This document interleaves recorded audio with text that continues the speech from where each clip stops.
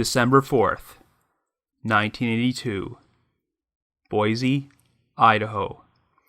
A stranger enters the Sacred Heart Catholic Church and takes his own life by swallowing a cyanide capsule. He carries a suicide note signed William L. Toomey, but this turns out to be a false name, and the man is never officially identified. Years later, investigators explore the possibility that Toomey's suicide might be connected to a series of murders involving Catholic priests, and that an innocent man may have served time in prison for one of these crimes. After that, the trail went cold.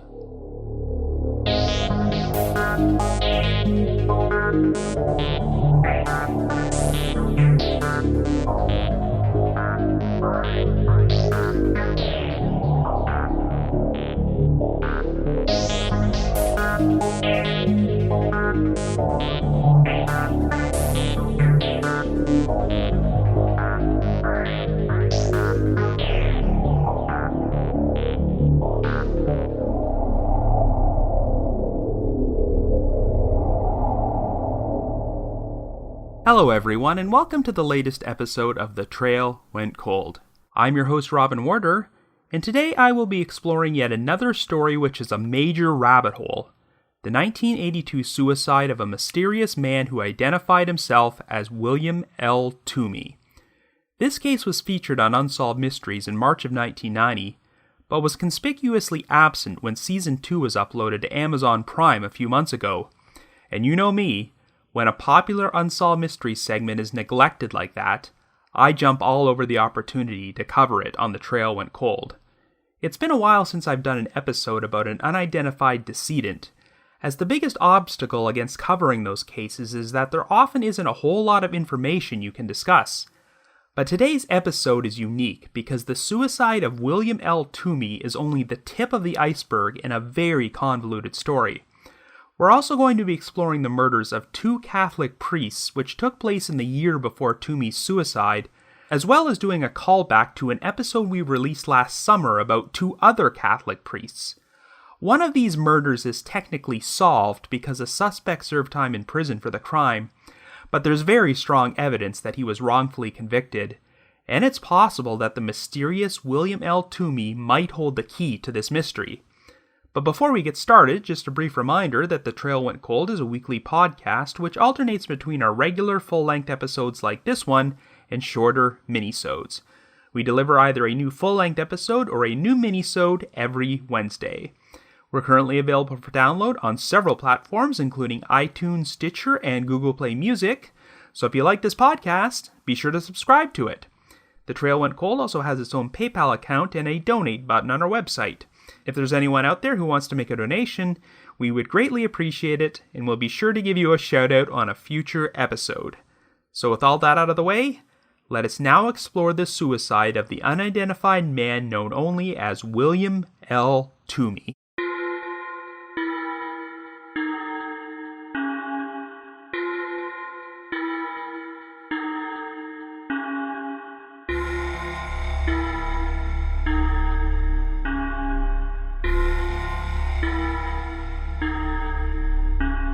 Our story begins in Boise, Idaho in 1982.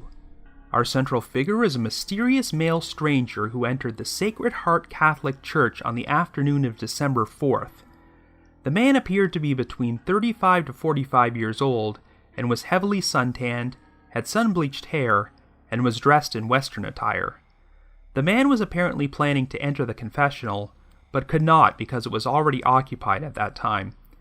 No one can be certain about the exact amount of time the stranger was in the church, but when parishioners started arriving for that evening service, they noticed him lying on the floor underneath a pew. When they went to check on the man, they discovered that he was dead, and it would eventually turn out that he had committed suicide by swallowing a cyanide capsule. The stranger carried a wallet, but it contained no form of identification, and he also carried an envelope containing $1,900 in cash and a typewritten note. The note read, "The enclosed currency should give more than adequate compensation for my funeral or disposal, prefer to be cremated, expenditures. What is left over, please take this as a contribution to this church. God will see to your honesty in this." It was signed William L. Toomey. Well, after the police started an investigation, they could find no reports of any missing persons under that name. His fingerprints were checked with the FBI and the Idaho Crime Bureau, but no record of him could be found. But they did make an unusual discovery. William L. Toomey just happened to be the name of a company in Boston which manufactured ceremonial garb worn by priests and nuns. In spite of this lead, no tangible connection could be found between the company and the deceased stranger, and it was apparent that William L. Toomey was nothing more than a pseudonym. However, there was a lot to suggest that he was not from Idaho.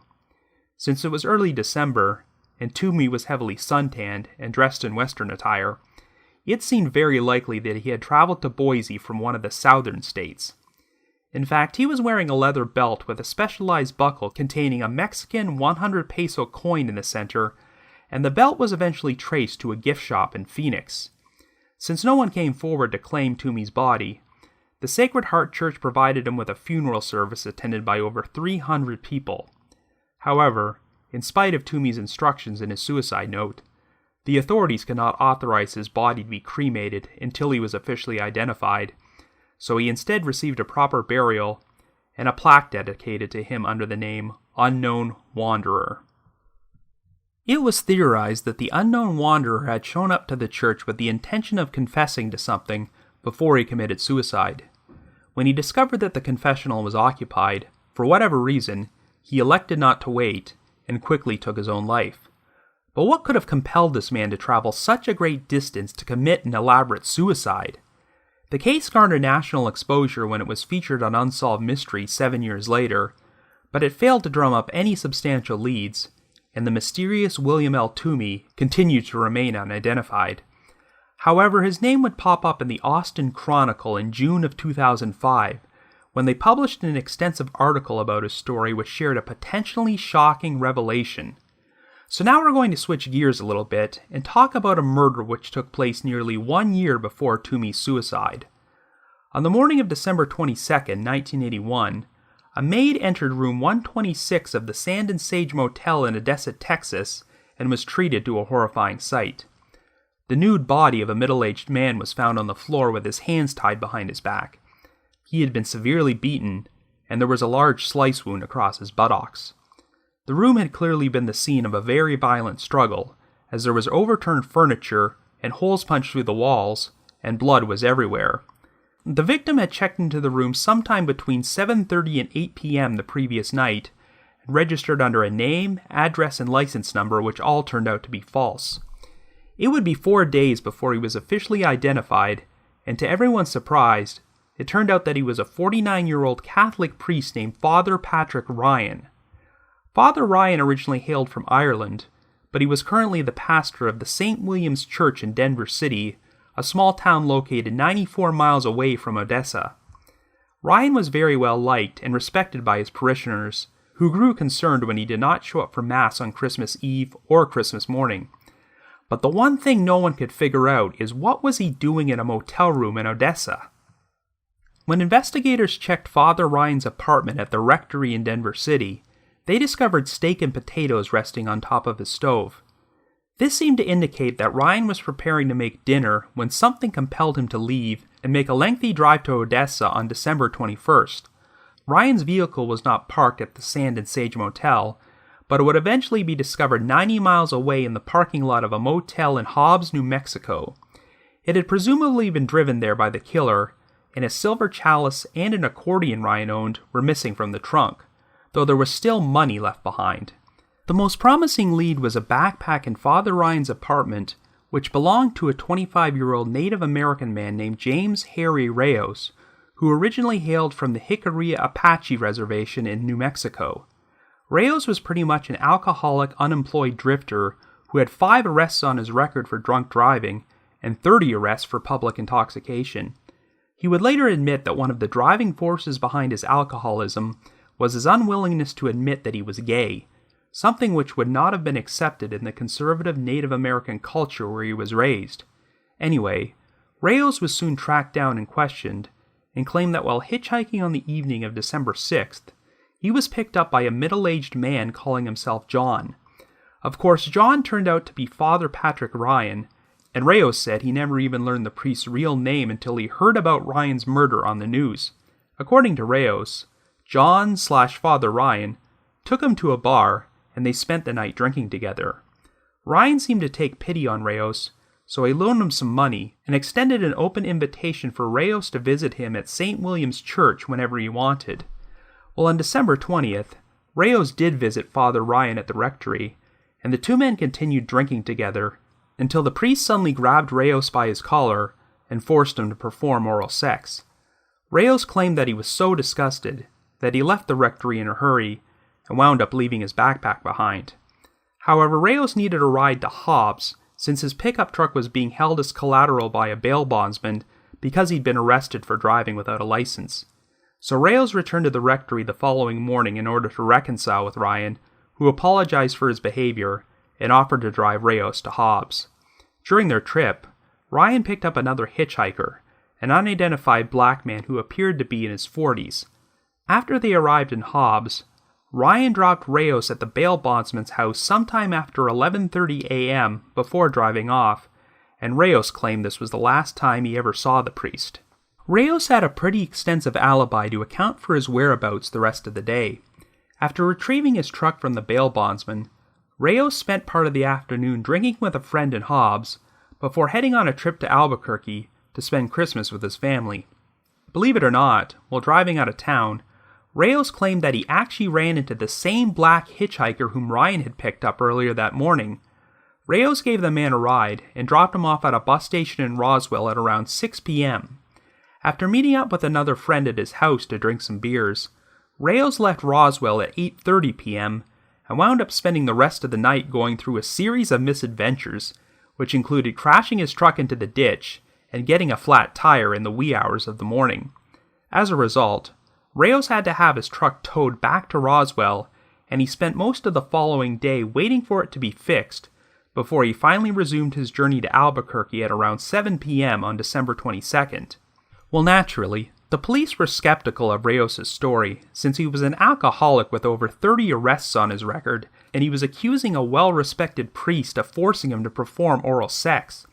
But Reyes did pass a polygraph test, and his story about his whereabouts on the day of the murder did seem to check out, especially after he provided receipts placing him at locations he claimed he was at. After Father Ryan dropped Reyes off in Hobbs, the bail bondsman's daughter did confirm that she saw Ryan driving away with a black man in the car, just like Reyes said. Even though this man was never found, and it seemed like a massive coincidence that Reyes would pick him up hitchhiking later that day, records from the bus station in Roswell did show that a black man purchased a ticket to Clinton, Oklahoma shortly after 6 p.m., just like Reyes said.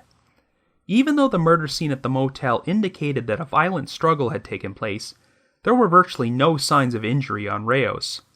And after Father Ryan's murder was publicized, two teenage boys came forward and told police that he had once made an attempt to solicit them for sex. So maybe Reyes' story about Ryan forcing him to perform oral sex didn't seem so unbelievable after all. So Reyes was pretty much cleared as a suspect and went off the radar for several months, but his alcoholism got so bad that he started experiencing hallucinations and had to spend some time at a mental health center after saying he may have killed a priest. On November 18, 1982, after getting drunk and taking Quaaludes, Reyes actually called the Albuquerque police to confess to the murder of Father Patrick Ryan. When police arrived, Reyes confessed to them again, and he was taken into custody, but even though he recanted after he sobered up, it was too late.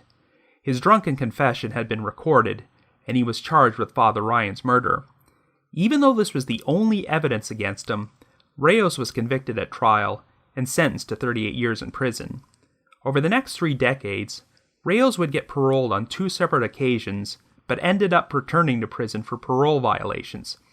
He was paroled for the 3rd time in 2012 and has been a free man ever since. Officially, the murder of Father Patrick Ryan is now a closed case, but Reyes has a lot of supporters who believe he was wrongfully convicted and are continuously fighting to clear his name and earn him a full pardon for the crime. And quite frankly, Reyes has got a pretty convincing case for his innocence. He has a clear paper trail accounting for his whereabouts on the day of the murder, with witnesses and receipts placing him in Roswell until about 8:30 p.m., which is shortly after Ryan would have checked into the Sand and Sage Motel in Odessa. We don't know the exact time Ryan was killed, but we know that Rayos crashed his truck into the ditch outside of Roswell during the wee hours of the morning of December 22nd. Some passing motorists helped pull Rayos' truck out of the ditch, and there is documentation from a wrecker service showing that they towed his truck at 4 a.m. after discovering it had a flat tire. But here is the most important piece of evidence supporting Rayos' innocence. He was pulled over by a state trooper 15 miles west of Roswell and received a time-stamped speeding ticket at 12:15 a.m. Since there were witnesses who could verify that Rayos crashed his truck into the ditch shortly after this, then that means the only time frame when Rayos could have murdered Father Ryan was between when he left his friend's house in Roswell at 8:30 p.m. and when he received a speeding ticket at 12:15 a.m. The problem is that the location where Rayos received the ticket was approximately 215 miles away from the Sand and Sage Motel in Odessa. If you were driving at normal speed, that's a trip which would ordinarily take a minimum of 3 hours each way. So in order to travel from Roswell to Odessa, murder Father Ryan, and then travel back to Roswell again, Rayos would have had to have driven between 125 and 130 miles per hour the entire way. And keep in mind that Rayos was also heavily intoxicated at that time and driving a pretty beat-up pickup truck on 2-lane roads, so it seems like there's no earthly way he could have traveled that distance and committed the murder in a time frame of about 3 3/4 hours. But even if Rayos had traveled at the speed of light and pulled it off, there's another problematic issue. Father Ryan's car was found 90 miles away at a motel in Hobbs, New Mexico. If Rayos drove his own truck back to Roswell after the murder, how did Ryan's car end up in Hobbs? So yes, when you look at the timeline, it seems outright impossible that Rayos could have committed this crime, but unfortunately, exonerating him is quite an uphill battle. You see, none of the fingerprints, blood, or hair found at the murder scene matched Rayos, but in 1993, right around the same time period when Rayos' supporters were making noise to get him released from prison, the Odessa police force decided to violate official policy by destroying all the physical evidence from the case. So even though DNA testing would most certainly exclude Rayos as the perpetrator, that's no longer an option, since there's just no evidence left to test. It seems like the only way Rayos could ever hope to clear his name now is if the real killer of Father Ryan is brought to justice. So how does this murder connect to the case of William L. Toomey? Well, for starters, Toomey's suicide took place just over 2 weeks after Rayos was charged with Ryan's murder. That alone wouldn't be enough to suggest the two cases might be linked, but this rabbit hole is about to go even deeper. On November 10, 1982, Father Benjamin Carrier, a 50-year-old Catholic priest from the Our Lady of Light Church in Deconso, California, was murdered in a fashion which was remarkably similar to the murder of Father Ryan. Father Carrier's nude body was found inside a room at the El Rancho Motel in Yuma, Arizona. The cause of death was strangulation, and his hands were also tied behind his back. Carrier had checked into the motel the day before and paid for 2 people to spend the night.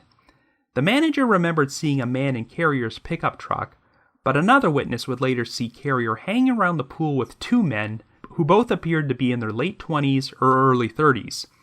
It's believed that Carrier picked these guys up hitchhiking, but while they're both considered to be the prime suspects, neither of them has ever been identified. Carrier's pickup truck was also stolen and found in Las Vegas 3 days later.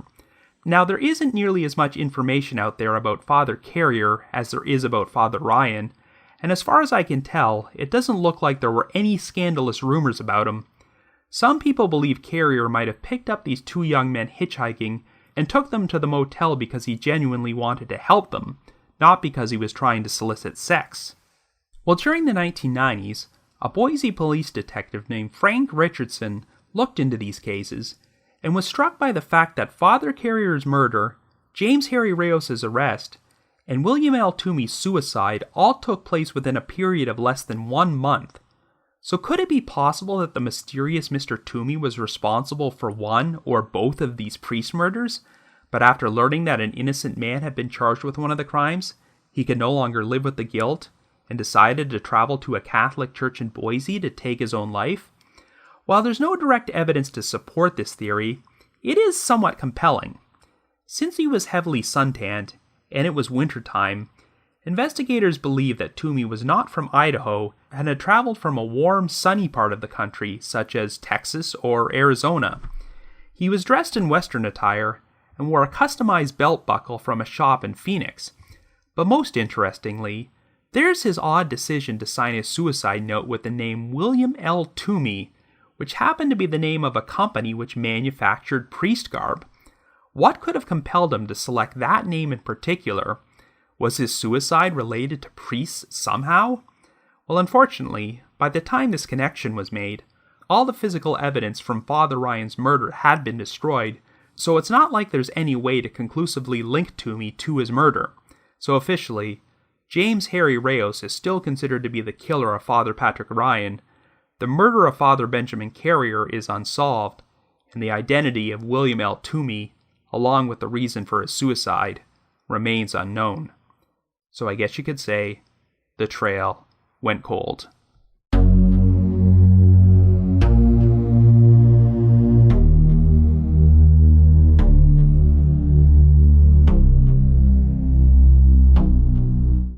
Okay, so even though William L. Toomey is the main subject of this episode, he's only one piece of the puzzle in this very convoluted story.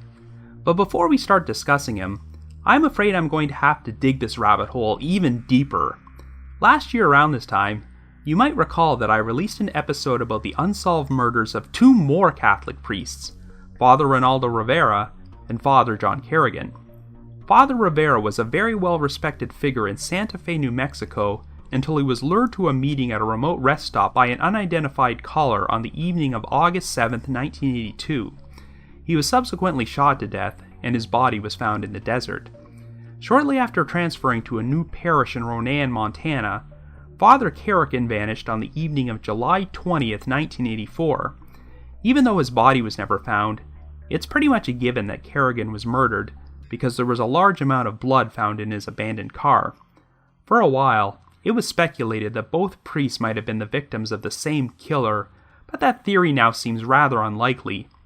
Even though neither of these cases have been directly linked to the other priest murders discussed in this episode, it's still quite interesting that Father Rivera's death took place between when Fathers Ryan and Carrier were killed. That's 3 murders of Catholic priests which took place in adjacent states in the southwest United States during an 11-month period. Now, Father Kerrigan's disappearance took place 2 years later, but here's a potential tie-in to this story. In recent years, it has come out that Kerrigan was on a list of employees from the Roman Catholic Diocese of Helena who were accused of sexual abuse. Throughout his 30-year tenure as a priest, Kerrigan was assigned to 13 different parishes, so all the warning signs were there that he was a sexual predator, and the church kept transferring him around to cover things up. This is why some people, myself included, believe that Kerrigan's death was a vigilante killing in retribution for sexual abuse he committed. At one point, Kerrigan had a 3-month stay at the Congregation of the Servants of the Paraclete Center in Jemez Springs, New Mexico, a retreat designed for priests with personal problems, including sexual misconduct. So here's where the potential tie-in comes in. Given that he was from Ireland, and went on to do missionary work in Africa, one of the big mysteries surrounding Father Patrick Ryan is how this guy wound up becoming the pastor at a church in a small, out-of-the-way town like Denver City, Texas. All we know is that he was assigned there in 1979, but there's no official record to indicate how this happened. Well, here's the thing. It's been rumored that the bishop of the Amarillo Diocese actively sought out priests from Jemez Springs, whom he could assign to the remote outpost parishes in West Texas. In fact, it's estimated that around 1/4 of the priests in the Amarillo Diocese during this period were from Jemez Springs. The implication is pretty clear. Those outpost parishes in West Texas were probably not the most desirable assignments, so what better solution than to send the priests with troubled backgrounds there so that any potential issues might fly under the radar. Of course, the records from the servants of the Paraclete Center have long since been destroyed, so we can't be certain if Father Ryan ever spent time there, but I would not be the least bit surprised if he went there for sexual misconduct. We have James Harry Reyes' claims that Ryan forced him to perform oral sex, and I have no reason to believe his story isn't true. There are also the 2 teenage boys who claim that Ryan tried to solicit sex from them, and just look at the manner in which his body was found. He was nude inside a motel room 90 miles away from his church, which he had checked into under a false name. So this strongly indicates that Ryan was there for a sexual encounter which went horribly wrong. And even though he has never been officially exonerated, I think it goes without saying that James Harry Reyes could not have committed this crime. Reyes has receipts and witnesses placing him hundreds of miles away from the motel during the time period the murder took place. Now, admittedly, I found it odd that a guy who was intoxicated that night would be so meticulous about saving his receipts, and I guess if you try hard enough, you could spin things to make it look like Reyes was trying hard to fabricate an alibi for himself, or that he convinced his alibi witnesses to lie for him. But the one piece of evidence which cannot be explained away is the time-stamped speeding ticket Reyes received over 200 miles away from the murder scene. There's no way he could possibly fake something like that.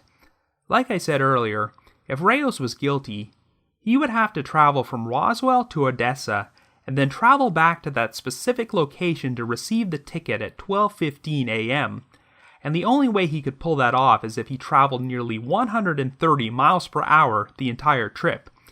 It's just not physically possible for him to have done this. With such overwhelming evidence of his innocence, you're probably wondering how Reyes was convicted in the first place, but it sounds like his drunken confession went a long way. Remember, Reyes was initially cleared as a suspect in the early stages of the investigation, but only got charged after phoning the police to confess to Father Ryan's murder. Back then, there was not the same level of awareness with the general public about how common false confessions are, and many people still had the mindset that no one would ever confess to a crime they didn't commit. Oh, and one of the jurors actually stated that Reyes was convicted, and I quote, based on his confession and characteristics. Well, let's put it this way. Reyes was an Apache Indian, an alcoholic with over 30 arrests on his record, and he was an admitted homosexual who tried to claim that a well-respected priest forced him to perform oral sex.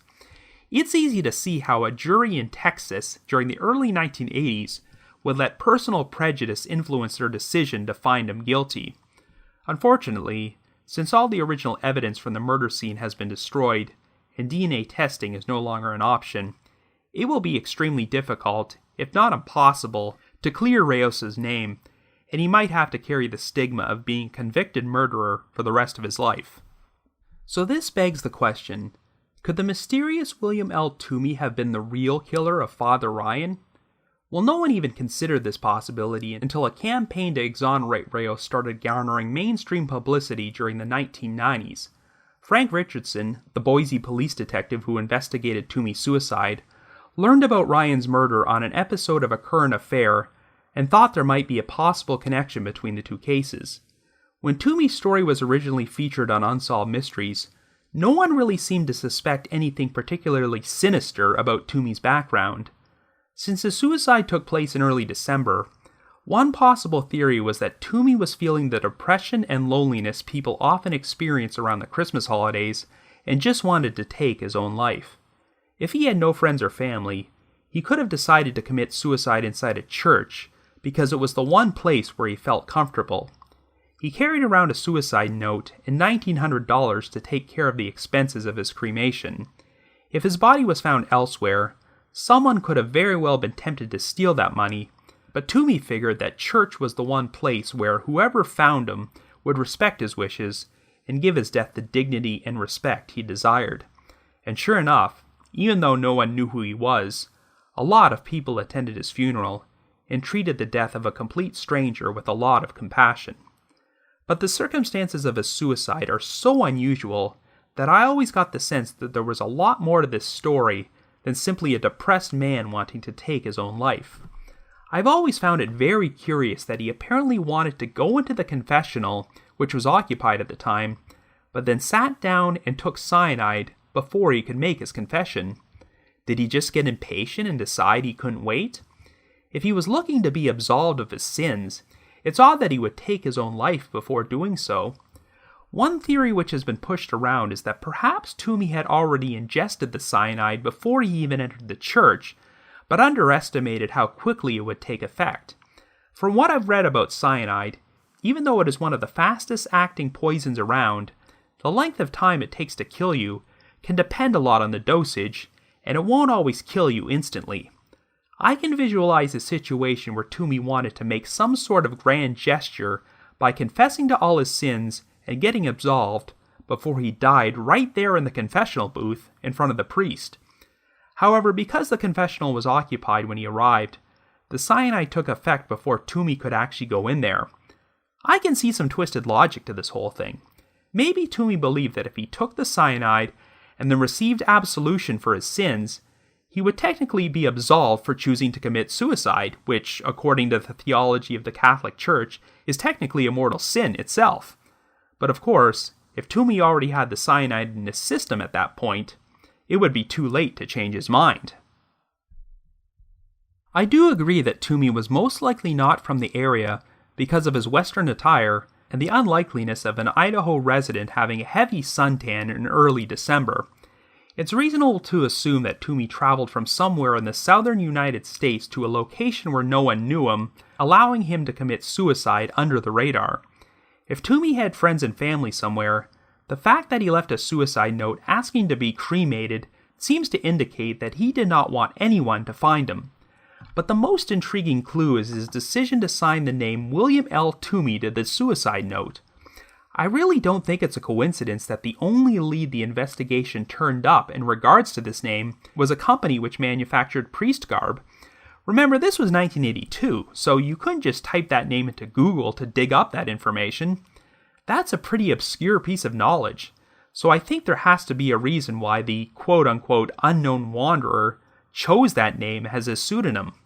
And when you trace the guy's customized belt buckle back to Arizona, and a Catholic priest is murdered in Arizona less than 1 month earlier, then I can see how the wheels might start spinning in the investigator's head. Now, I am the first person to admit that this is hardly concrete evidence that Toomey was involved in these murders, and the connection is tenuous at best. All that being said, it is pretty unusual that in a period of less than 1 year, 3 separate Catholic priests are brutally murdered in states that border each other. Father Patrick Ryan in Texas in December of 1981, Father Ronaldo Rivera in New Mexico in August of 1982, and Father Benjamin Carrier in Arizona in November of 1982. And then within the next few weeks, James Harry Reyes is charged with Ryan's murder, followed shortly by Mr. Toomey's suicide. So let's compare the murders of these 3 priests. Obviously, there are compelling similarities between the murders of Father Ryan and Father Carrier, since both men were found nude inside motel rooms with their hands bound behind their backs. There isn't a whole lot of information out there about Carrier's murder, but there are 2 unidentified suspects who were seen with him before he was killed.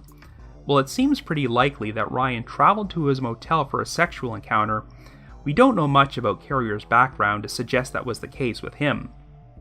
Maybe he was soliciting these 2 young men for sex, or maybe he genuinely wanted to help them.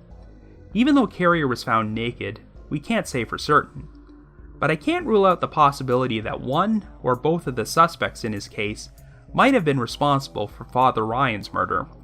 One of the most interesting details in Ryan's case is that he left his apartment at the rectory while food was on the stove, so the implication seems to be that he received a phone call while making dinner which prompted him to leave.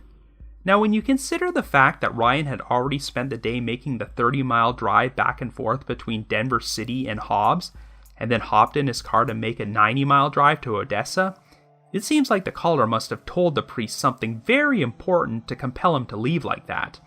It's possible the call was from someone Ryan knew who wanted to set up an impromptu sexual liaison at the motel. Or maybe, as has been theorized in the Father John Kerrigan case, someone was attempting to blackmail Ryan over his sexual indiscretions and lured him to his death. I think it's very telling that there was still money inside Ryan's car when it was found, so robbery did not appear to be the motive for this murder. While there are also compelling similarities between Ryan's case and the murder of Father Ronaldo Rivera, It should be pointed out that there is no indication at all that Rivera had ever committed sexual misconduct or had any dark secrets in his background at all. By all accounts, Father Rivera was just an all-around great human being who was beloved by everyone who knew him. In Rivera's case, he was not specifically targeted for murder because when his killer called the rectory to ask for a priest to come meet him at the rest stop, another priest initially answered the phone. Since this priest could not drive at night, Rivera went in his place. There's no way the killer could have anticipated this, so it seemed like they just wanted to murder any Catholic priest, but did not care who it was. When Rivera's body was found, the only thing missing was his last rites kit, so once again, robbery did not appear to be a motive. It's just like how money was found in Father Ryan's car, but his silver chalice and accordion were missing. In both cases, it almost seemed like the killer wanted a souvenir of their crime, and much like with Ryan's case, Father Rivera's vehicle was driven away from the murder scene and found abandoned hundreds of miles away. So yes, even though there seems to be no sexual motive in Rivera's murder, there are still some interesting similarities between the crimes. When you add in Father Carrier's murder 3 months later, is it possible that some spree killer or killers were traveling through the southern states during this time period and targeting Catholic priests? And if so, was William L. Toomey involved? Well, even though the Carrier murder took place only weeks before Toomey's suicide, the big issue is that the two suspects who were seen with Carrier don't resemble Toomey at all. They both appeared to be in their 20s, while Toomey was believed to be in his late 30s or early 40s. If you look online, you can find an actual photograph of Toomey's body lying on the floor of the church, and he does not resemble the composite sketches of the two suspects. In fact, one of the suspects was described as having a tattoo on his forearm, and as far as I know, Toomey didn't have any tattoos at all. So at the very least, I think it's quite unlikely Toomey was involved in Father Carrier's murder. It's also worth mentioning that unlike the Ryan case, I believe the physical evidence from Carrier's murder scene is still available. I'm not sure if they've ever officially checked this, but it doesn't sound like any of this evidence can be traced back to Toomey. Now, the most compelling theory about Toomey in relation to Father Ryan's murder is that his suicide was motivated by the arrest of James Harry Reyes, which took place less than 3 weeks beforehand. If Toomey was the actual perpetrator, maybe he felt immense guilt over the idea of an innocent man going down for his crime and decided to take his own life. But the problem with this theory is that if Toomey felt that guilty about it, why wouldn't he do something to help clear Reyes' name? Maybe Toomey didn't want to take the rap for Ryan's murder and go to prison, but why not make at least some mention of Reyes in his suicide note, and tell everyone that an innocent man is being charged with his crime? I guess it's possible that Toomey was planning to reveal all this during his visit to the confessional until he succumbed to the cyanide, but even if he did, the priest would not be able to reveal anything Toomey told him because of the seal of confession. If Toomey wanted to leave behind concrete evidence that he was responsible for Ryan's murder, then the best way he could have done that would be to produce the silver chalice and accordion which were stolen from the trunk of Ryan's car. If Toomey had these items in his possession when he died, then that would provide very solid evidence that he was the real killer and that Reyes did not commit the crime. But of course, when a person commits suicide, you can never really predict what is going on in their minds at that time, or figure out their actions. In Toomey's mind, there might have been a perfectly logical reason for him to commit suicide in the fashion that he did, but we may never know the reasons why. There are so many potential backstories you could dream up for him. If Toomey committed any of the aforementioned murders, he could have done so out of revenge because he was sexually abused by a Catholic priest, or he could have wanted vengeance because a loved one was sexually abused by a Catholic priest, or maybe he just had a hatred for Catholic priests in general. As much as I'd love to tie everything up into a neat bow and proclaim that William L. Toomey was a serial killer of Catholic priests and responsible for the murders of Fathers Ryan, Rivera, and Carrier, which would conveniently resolve 4 mysteries simultaneously, I don't think the real truth is anything like that. I actually have a feeling that the explanation for the unknown wanderer's suicide might be a lot simpler than we think it is. I mean, it's not impossible he could have been involved in one or more of the crimes I've discussed, or had some sort of crazy backstory, But let's remember the story of Lori Erica Ruff, whom I'm sure many of you are familiar with. In case you're not, she was a woman who committed a dramatic suicide in 2010, and it was soon discovered that she was living under a stolen identity. For years, people dreamed up a ton of elaborate theories about who she really was, such as her being a spy, or a missing person, or a victim who escaped from a cult. But in the end, it turned out she was just an ordinary woman who was very unhappy with her home life, so she decided to take off and start a new life under a new identity before she eventually decided to commit suicide. The truth was a lot less complicated than people thought, and that could very well be the case with William L. Toomey. He may have just been an ordinary guy living an unhappy life somewhere far away from Idaho, and once he decided he'd had enough, he took off, destroyed all traces of his original identity, and committed suicide in a place where he knew he wouldn't be recognized. Overall, I'm inclined to think that Toomey's backstory is a lot closer to that scenario, but the only thing which gives me pause is the choice of name in his suicide note, and its connection to the company which manufactured priest garb. While Toomey may not be involved in any murders of Catholic priests, it's possible he had some sort of experience related with the Catholic Church, such as being sexually abused by a priest while he was younger, which compelled him to end his life in such a symbolic fashion. We may never know. I can't completely rule out the possibility that Toomey is linked to any of these crimes, but until I see definitive evidence, I'll just assume that he had his own deep-seated personal reasons for doing what he did, which we don't know about. As for the priest murders, the only thing I know for sure is that James Harry Rayos did not commit any of them, and deserves a full pardon for the murder of Father Patrick Ryan. I wouldn't necessarily say that all these murders were committed by the same person, but there are enough similarities to suggest these cases might be linked somehow. In regards to William L. Toomey, there's always been an ethical debate about cases where unidentified decedents take major steps to conceal their identity. Some would argue that if the victims really didn't want to be identified, maybe we should respect their dying wishes. Well, the problem is that Toomey might still have family out there wondering what happened to him, and regardless of his dying wishes, they still deserve to have closure. This is probably the first episode I've done where I featured no less than 5 different mysteries which are unsolved.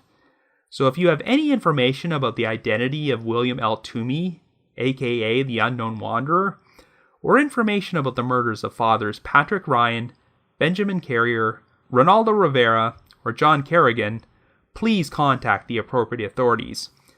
But if you just have your own theory about any of these cases, feel free to leave me a comment or send me an email at robin.warder@icloud.com. That's robin.warder@icloud.com. So a big thanks and a shout out to the Unsolved Mysteries message board at the Sitcoms Online forum and the Unresolved Mysteries subreddit. I need to provide a thanks to McGill Foote, who edits and assembles this podcast, and Vince Nitro, who composes the eerie music you hear on every episode. We've also got a new donor this week named Aaron, so thank you very much, Aaron. And we've got 2 important announcements to make.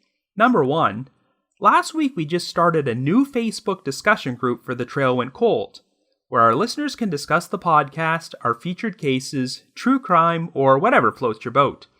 You can find the link for it on our Facebook page, and all you have to do is click the button to request to join, and I'll approve your entry into the group as soon as possible. But our second big announcement is that we've launched a new contest in which one of you lucky listeners can win a cameo on The Trail Went Cold. The winner of this contest will earn the opportunity to record themselves reciting the opening narration on a future episode of the podcast, so basically, the whole world will be able to hear you say the immortal words, "After that, the trail went cold." If you wish to enter this contest, all you have to do is send me an email naming the one unsolved case you'd most like to see featured on this podcast. You probably know the email address by heart, but please send your entry to robin.warder@icloud.com under the subject line Trail Went Cold Contest. That's robin.warder@icloud.com under Trail Went Cold Contest.